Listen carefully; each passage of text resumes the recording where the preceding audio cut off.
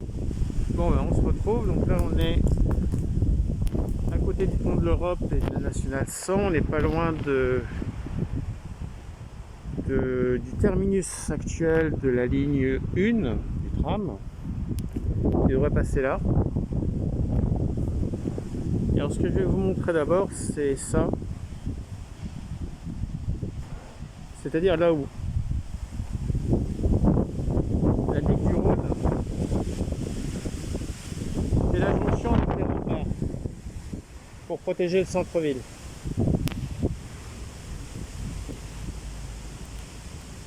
Donc là, ça a été aménagé en même temps qu'ils ont fait les travaux du tramway. Alors là, c'est pas mal. On a 2 et 2, 5 bancs avec celui-là. On a un banc là et on a 1, 2, 3 poubelles dans le même coin. Parfois, il y a des endroits où vous n'avez aucune poubelle. Ça, les bancs, les arbres, les fontaines, c'est quelque chose qu'ils ont du mal à installer à Avignon.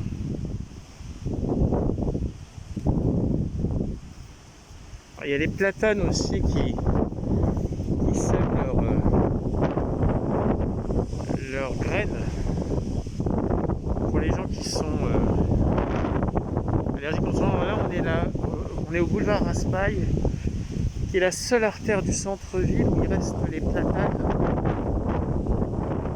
Parce que tous les autres ont été abattus pour Jean Jaurès et cours Kennedy devant la Grande Poste. On va reprendre l'artère Raspail.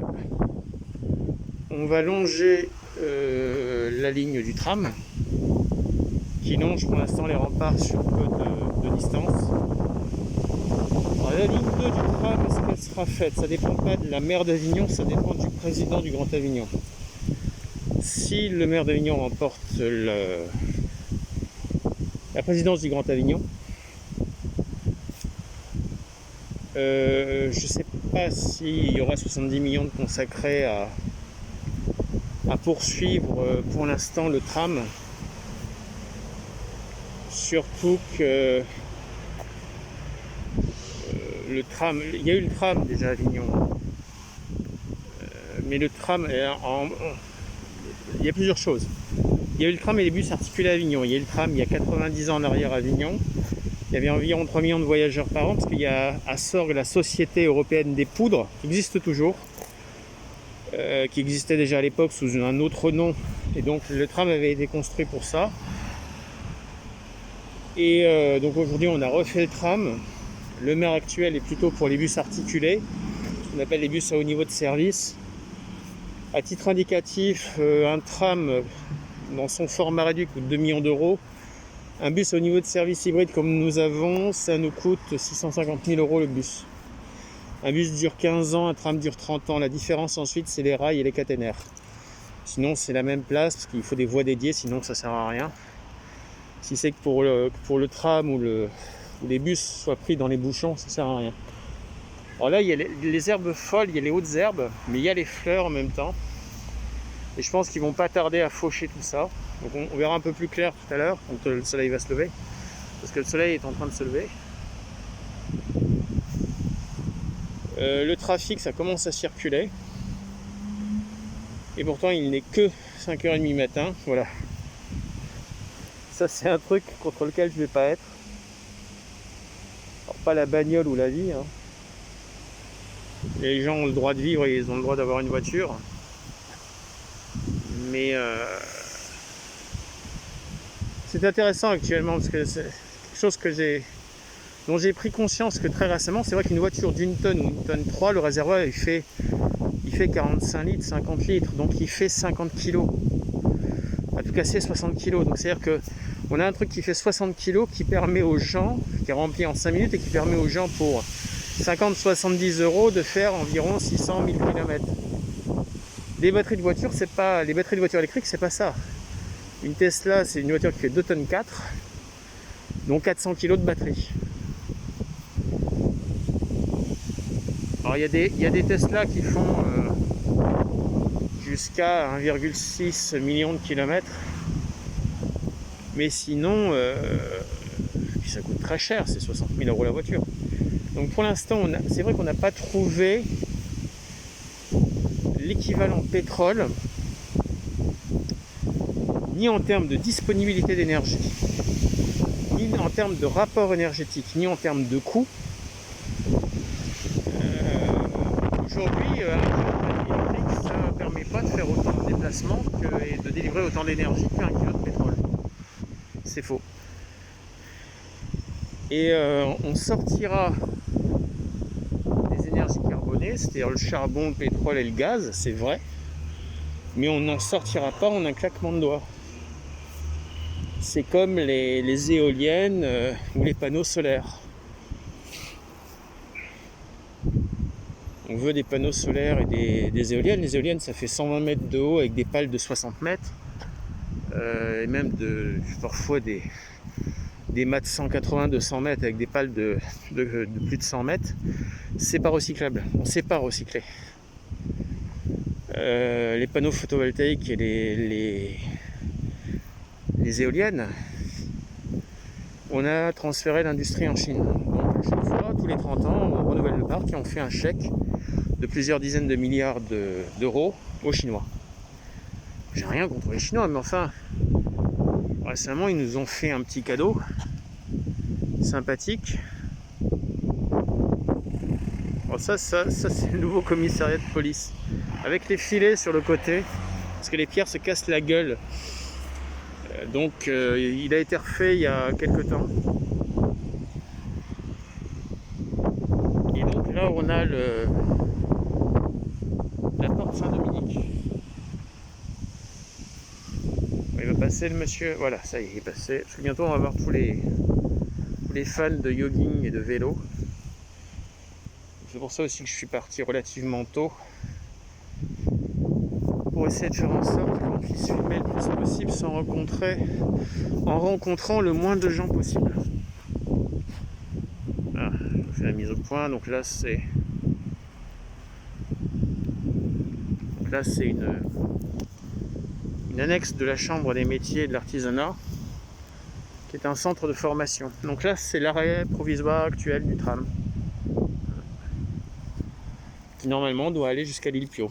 C'est-à-dire qu'il y aura un trajet commun à la ligne 1 et à la ligne 2. La ligne 2 devrait donc aller de l'île Piau, du parking de l'île Piau, jusqu'à l'université. Et le tram de la ligne 1, donc ça c'est une ligne qui existe, va actuellement de centre-ville jusqu'en passant par la Rocade, en longeant la Rocade jusqu'à Cap Sud et au stade nautique et à la plaine des sports, à la route de Marseille. Et à terme, le but, du moins pour quelques équipes qui se présentent à la municipalité, parce que le deuxième tour à Avignon, on devrait avoir une quadrangulaire, c'est-à-dire on devrait avoir 4 listes qui se présentent, enfin du moins qui potentiellement peuvent se présenter. Il y a la liste de la maire sortante, il y a le Rassemblement National, il y a les Républicains et il y a les Verts, les écologistes. Donc on verra bien les ententes qu'il y a entre les uns et les autres et ce à quoi ça aboutit. Parce que de toute manière, virus ou pas virus, il faudra bien un moment ou un autre que la ville, comme toutes les villes de France d'ailleurs, ait un nouveau maire. Donc là on est le long des voies du tram. Là vous voyez c'est joli, ça change de couleur. Ils appellent ça Université régionale des métiers de l'artisanat.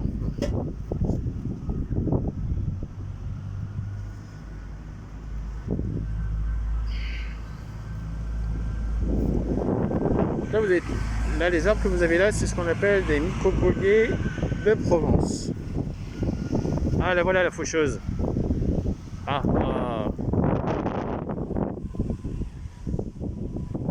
Ils vont nous tondre les grandes herbes. Le long du tram, pourquoi pas.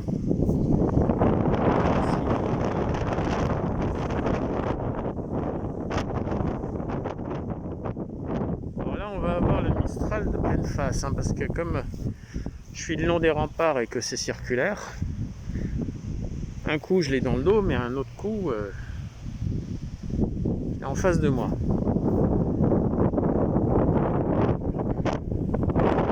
À cette heure-ci, ça va, il n'y a pas de monde.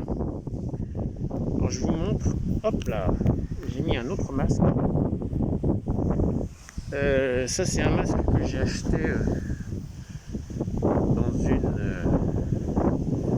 chez une couturière à Saint-Ruf. Alors si vous avez besoin de masques, quitte à acheter des masques, faites travailler les couturières plutôt que d'acheter des masques qui viennent de Chine ou de je sais pas trop où, qu'on fait la moitié de la planète. On estime qu'il faut 6 masques par personne. Les masques, c'est des cycles de lavage entre 5 et 30 lavages. Donc tous les 2 mois, il faut les changer. Et si vous êtes une famille de 4, ça va vite. Sinon, moi, les masques, je les ai fabriqués moi-même.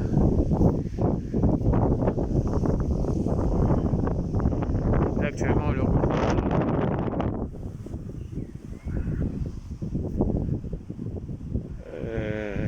il y en a une quarantaine à la maison. Je m'étais inspiré du tutoriel du CHU de Grenoble, jusqu'à ce qu'on vienne nous dire que la couture au niveau du milieu du nez et du menton, ça pouvait laisser passer le virus, donc c'était pas bon. Donc ce que j'ai fait ensuite, c'est que je les ai ouverts au milieu et j'ai inséré donc un filtre à café, parce que j'ai vu un tuto montrant un bandana fait avec un filtre à café au milieu. Vous changez le filtre une fois que vous avez servi du masque 2 heures. Ça coûte pas cher et ça vous assure un certain filtrage, une certaine respirabilité. Voilà.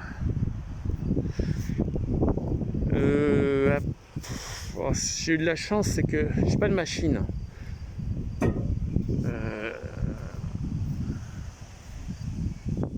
Il y a des gens qui ont acheté des machines à coudre pour faire des masques. Une machine, ça coûte, les premiers prix c'est 80 €. Une bonne machine, ça coûte pas 80 €. C'est une machine qui ne va pas vous rester sur les bras. Surtout si vous débutez la couture, il va déjà falloir aller plus taper du 200 €. Et puis ensuite savoir si elle est mécanique ou électronique. Et puis enfin, au-delà d'un certain nombre d'épaisseurs de tissu, l'aiguille de la machine elle va rendre l'âme. Donc vous serez obligé d'avoir ce qu'on appelle une surjeteuse, qui est une machine qui permet de coudre des épaisseurs de tissu. Une famille de 4, 6 masques, ça fait 24 masques. Donc est-ce que ça peut être intéressant d'acheter une machine pour faire les masques plutôt que de dépenser 5 € par masque? Parce qu'on ne sait pas où on en sera dans fin mai, fin juin, fin juillet, fin août. C'est vrai qu'au naturel, on aimerait bien que ce soit le plus vite possible fini, mais rien ne dit que ce sera vite fini. Alors là, on est en centre-ville, au niveau de l'aire d'arrêt des bus. Donc on est ce qu'on appelle Cours Kennedy, devant la Grande Poste, qui est un bâtiment au début du siècle. Au passage, je vais vous montrer quelque chose qui a fermé très récemment, puisqu'il se trouve que j'ai maintenant j'ai plus un député, j'ai une députée. Mais il y a jusque très peu,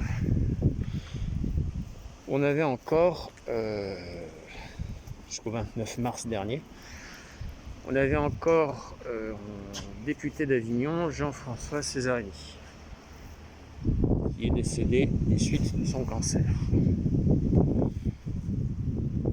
Et donc c'est sa suppléante qui a pris la suite. Alors, la statue qui est là, elle est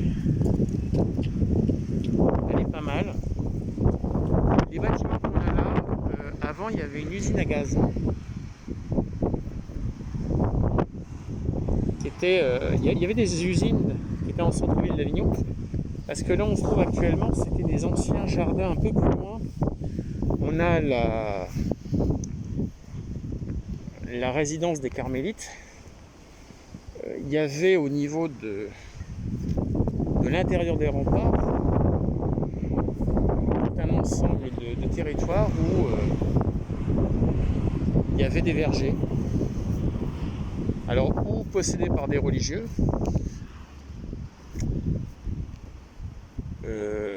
qui ont été vendus après et transformés, qui en caserne militaire, qui est devenue ensuite la cité administrative, qui de l'autre côté le lycée Mistral. Donc on a comme ça des grands bâtiments, et donc ça a pris la place de l'ancienne congrégation religieuse. Ça c'est pareil, c'est le grand hôtel. Il y avait tout un tas de bâtiments le long des remparts où il y avait d'entreposer des ponts. J'ai parlé tout à l'heure du 7e génie. Avignon avait des casernes de 7e génie.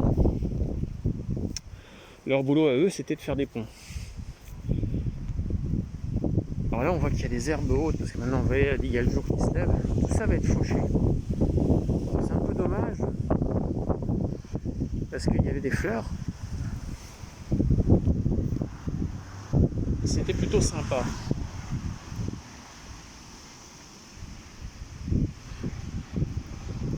Donc là, on commence à voir les voitures qui arrivent, et là, on s'approche de la gare.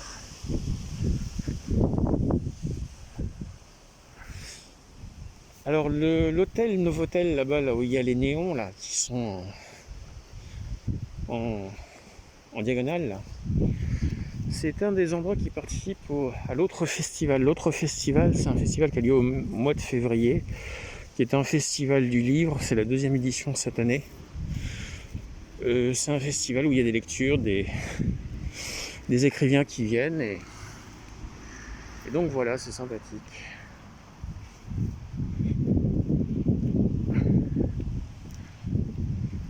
Voilà, on a la gare là.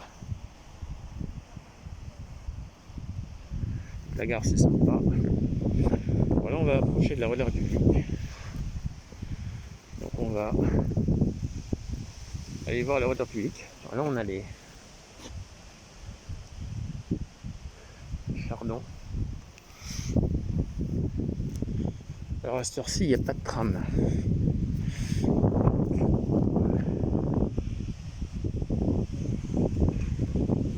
On va aller voir un peu la rue de la République.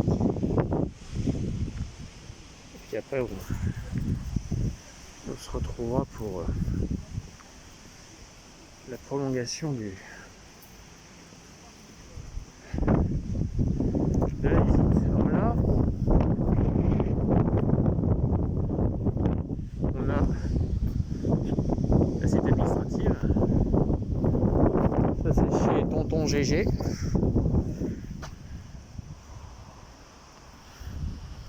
Alors, on a la Grande Poste, la Chambre de commerce et d'industrie, la cité administrative. Alors, Avignon se dépeuple.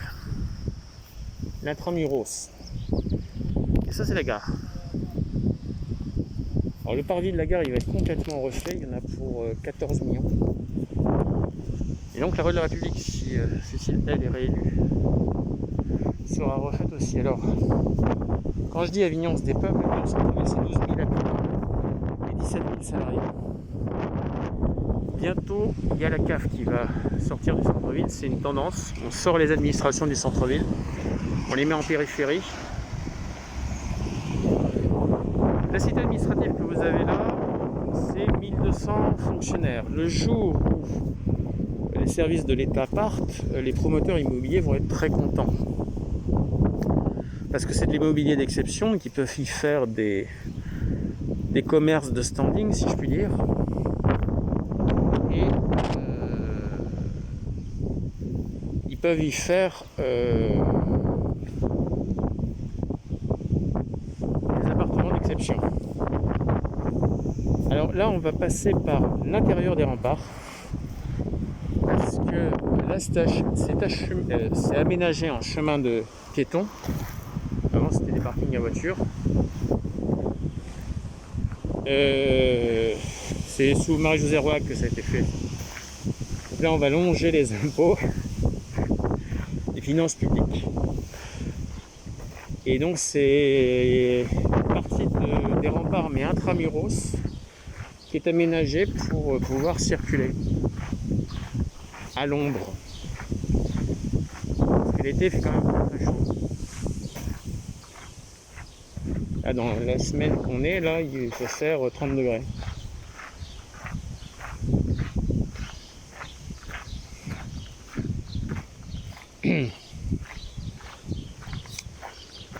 Donc je disais, oui, là on a des services de différentes administrations de l'État. Il y a 1200 fonctionnaires qui consomment toute l'année. Le festival, c'est gentil, c'est bien, ça dure 21 jours. Les salariés du centre-ville, ils sont là à l'année. Alors, salariés ou fonctionnaires. Pour donner un ordre d'idée, si on cumule tous les effectifs de toutes les administrations qui est à Avignon, on est à peu près à 12-14 000 personnes. Je rappelle, la population de la ville, c'est 92 000 habitants. Donc on a 12-14 000 personnes. C'est une jauge d'effectifs non négligeable. Surtout quand on sait qu'il y a 2 Avignonnais sur 3 qui travaillent à l'extérieur d'Avignon et qu'il y a beaucoup de gens qui viennent travailler à Avignon, qui viennent de l'Est ou du Nord Vaucluse, qui viennent du Nord Bouches-du-Rhône et qui viennent du Gard. Donc ça fait du monde qui consomme. Alors on va côtoyer une crise sanitaire et une crise financière et économique, c'est pas négligeable. Donc là on va ressortir, si c'est ouvert, voilà, c'est ouvert. Donc ici, avant, par là où je passais, voilà, donc là on revient sur les rames du tram. Alors, ils nous ont mis des bancs. Les bancs, ça vaut le détour. C'est une espèce de dalle en béton, une dalle en pierre, avec des trucs au milieu pour pas que les SDF ils puissent se longer dessus, on sait jamais. Il n'y a pas d'assises. Et en plein été, vous avez les fesses à température. Hein. Vous pouvez faire cuire une omelette. Ah, il est encore là le monsieur. Évidemment. Il n'a pas réussi à le dépasser alors. Bon, ben on va le dépasser comme ça. Donc là on a la gare routière. La gare routière, elle date de Jean-Pierre Roux. Avant, les bus étaient le long des remparts un peu plus loin. Ils étaient le long des remparts. C'était pas plus mal. Et puis ils ont décidé dans les années 80 de faire une gare routière souterraine, enfin couverte, qui s'est encrassée au fil des ans. C'était dans un état catastrophique. Il y a 2-3 ans en arrière, ils ont refait tout ça. Ça a coûté 4 millions. Et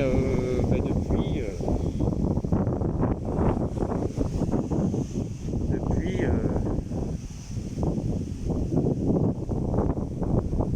ça sert de nouveau pour l'accueil des bus qui temporairement avaient été transférés à leur ancien emplacement avant qu'on refasse les aménagements du bord des remparts, parce que la ville a décidé ici c'est le tram et l'autre côté de la porte de Saint-Michel, là qui est là, c'est pas encore le tram. Et la ville a réaménagé les remparts sur 2 km. Ce qui fait qu'aujourd'hui, sur les 4,7 km de remparts, il n'y en a plus que 2 km à réaménager. Donc là, voilà, on a la gare routière et le tram.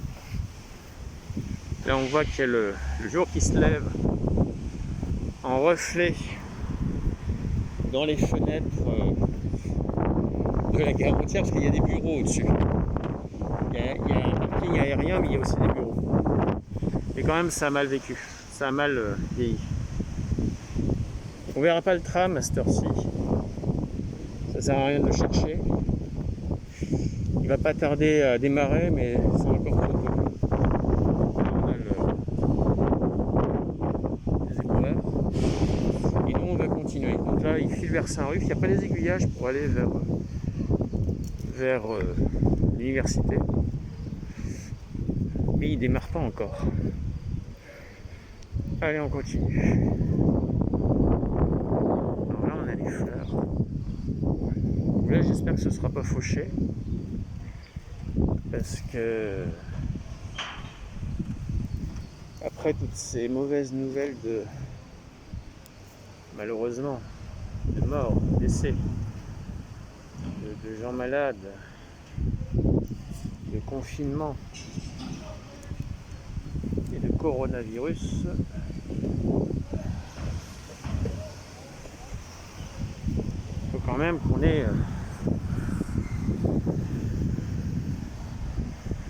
des perspectives de bonnes nouvelles.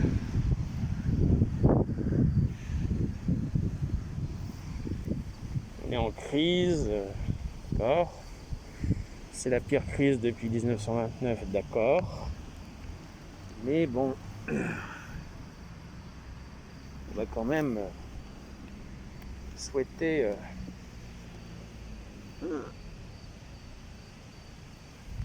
qu'on puisse classer ça un jour au rang des souvenirs qu'on racontera aux petits-enfants. Avant de songer aux petits-enfants, il faudra déjà, en ce qui me concerne, que je trouve la demoiselle.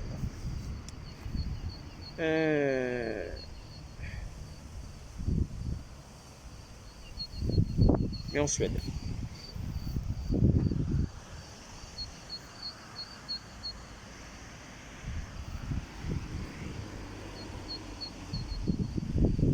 Les Français sont les plus belles femmes du monde et elles ont le caractère qui va. Il faut rendre à César ce qui lui appartient. Voilà. Hop là. Bon, on va arrêter avec les fleurs, vous n'êtes pas là pour venir. Ah, on a notre jogger qui arrive. Ça y est. La folie du jogging. Bon, on va pas filmer la dame. Alors là, on a l'ancien siège de la banque Chex, qui maintenant est un laboratoire d'analyse médicale. Donc la voie que l'on longe actuellement, ça doit normalement devenir... La dame, elle est masquée. Ça doit devenir une voie de tram.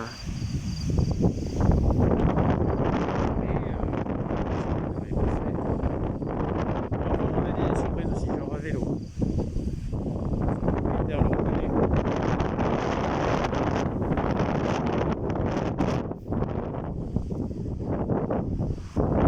Moi je suis comme Churchill dans un sens. Mais c'était Sugar et Brandy. Mais il a vécu jusqu'à 80 ans et plus.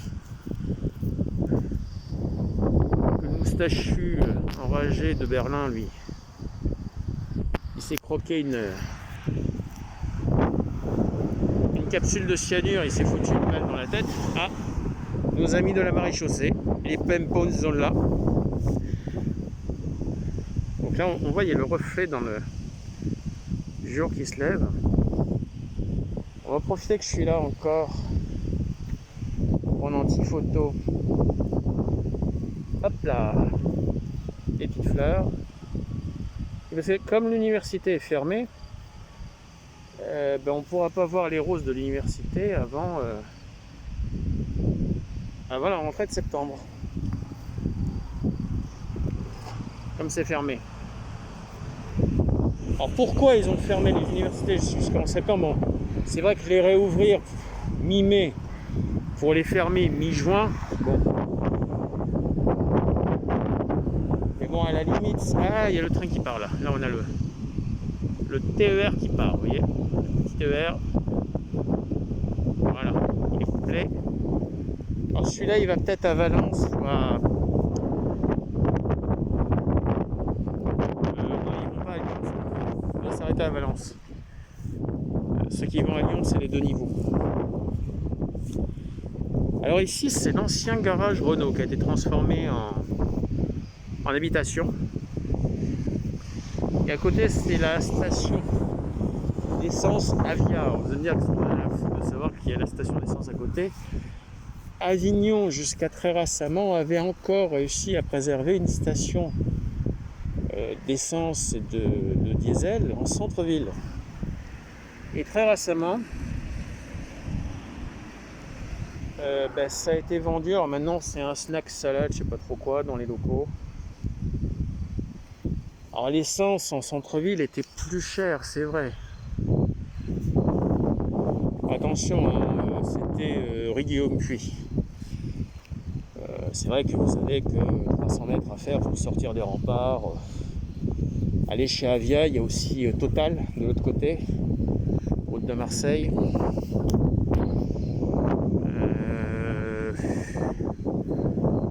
Sinon, je crois que c'est à peu près tout. Alors, il y a aussi un autre Total sur la route de Lyon.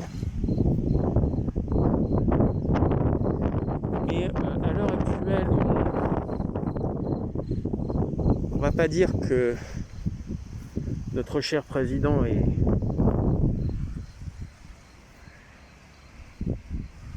pas sincère. Je ne vais pas lui faire ce procès. Mais c'est très intéressant de voir actuellement, lié à ce coronavirus, la volonté des gens de rapatrier un certain nombre d'activités. Alors, les masques, la production de médicaments, de tests, c'est l'actualité du moment.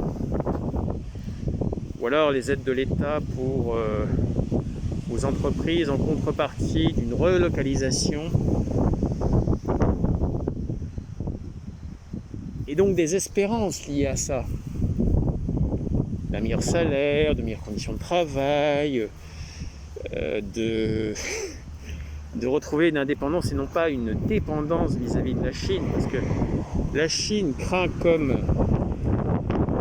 elle craint ça. Elle craint que les Occidentaux rapatrient leur outil industriel. Ce serait terrible pour eux. Leur marché domestique, il n'est pas encore mature. Une fois que leur marché domestique sera mature, la Chine étant un géant au pied d'argile,